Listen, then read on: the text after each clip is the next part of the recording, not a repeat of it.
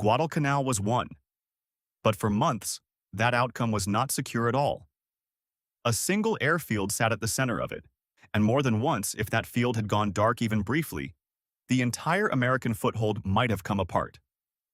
This is the close call story of Henderson Field. Not one miracle, not one last-second rescue. A campaign that kept sliding toward disaster through shortages, disease, night attacks, and a Japanese reinforcement effort that came dangerously close to changing the result. Looking back, Guadalcanal can seem inevitable. It was not. In August 1942, the Americans landed on an island that mattered for one plain reason. An airfield there could shape the sea around it. If Japan held that runway, it could threaten the line between the United States and Australia. If the Americans seized it and kept it operating, aircraft from the field could strike ships trying to approach by day. So the unfinished runway became the center of gravity for the whole campaign. And almost immediately, the position looked fragile. This was not a clean seizure followed by consolidation. It was an exposed lodgment at the end of a long supply line. Then came the first shock. Savo Island. Allied naval forces were badly defeated in a night battle, and several cruisers were lost. On shore, the meaning was immediate. Some supplies had been landed. Many had not. The campaign stopped feeling like an advance and started feeling like a test of whether the force could stay fed, armed, and alive. Because Guadalcanal was never just a battle against Japanese troops. It was also a battle against distance. Food was short. Ammunition had to be rationed. Heavy equipment was limited. In the heat and damp, disease spread quickly. Malaria and exhaustion wore men down even when the front was quiet. At the center of everything was Henderson Field. Once the runway became operational, it changed the rhythm of the campaign.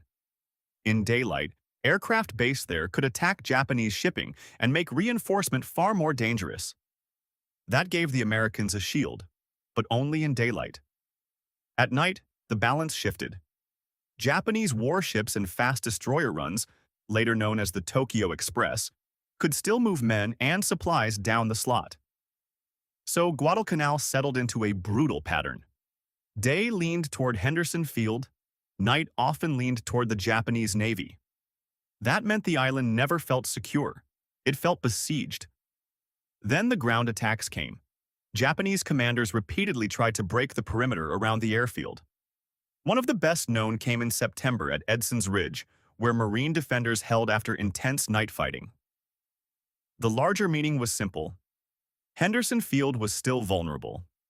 If the perimeter split in the right place, the whole American position could begin to unravel. And that became the recurring question of Guadalcanal. Could the defenders hold one more night? By late 1942, the 1st Marine Division had been pushed close to its limit.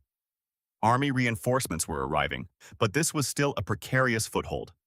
If Japan could land enough troops or suppress Henderson Field long enough, the Americans might have faced a much uglier situation than the simplified version of the campaign suggests. That brings us to November, when Guadalcanal could still plausibly have gone the other way. Japanese forces mounted a major effort to reinforce the island and bombard Henderson Field. The logic was straightforward. Knock out the airfield, silence the aircraft that controlled daylight approaches, then bring in troops and supplies in enough strength to crush the lodgment. What followed in and around Iron Bottom Sound was chaotic and costly. In the naval battle of Guadalcanal, American naval forces took severe losses. So did the Japanese.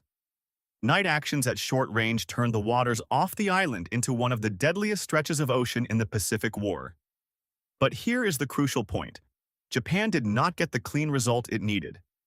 The plan required Henderson Field to be smashed hard enough and long enough for major reinforcement to arrive. Instead, U.S. surface resistance, air attack, and the sheer difficulty of sustaining major operations across that distance blocked a decisive blow. Some Japanese troops did reach Guadalcanal, but the larger reinforcement effort was broken up, damaged, or left without what it needed. That mattered more than any single attack on land. Because once Henderson Field stayed alive, even battered, the Americans kept their daylight striking power.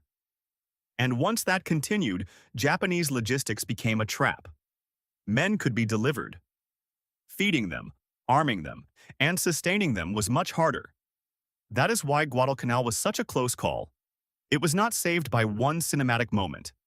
It held because the airfield survived repeated crises long enough for the balance to shift. Marines held the perimeter. Sailors fought brutal night battles. Air crews flew from a muddy, threatened strip. Support troops kept it functioning. By early 1943, Japan chose to evacuate the island. The Americans had held Guadalcanal, but not easily, and not by inevitability. If Henderson Field had been neutralized in November, even briefly, the first major U.S. offensive in the Pacific might have stalled in a far more dangerous way. That is the real lesson. History does not always turn on one miracle. Sometimes it turns on whether an exhausted position survives long enough for its advantages to finally matter.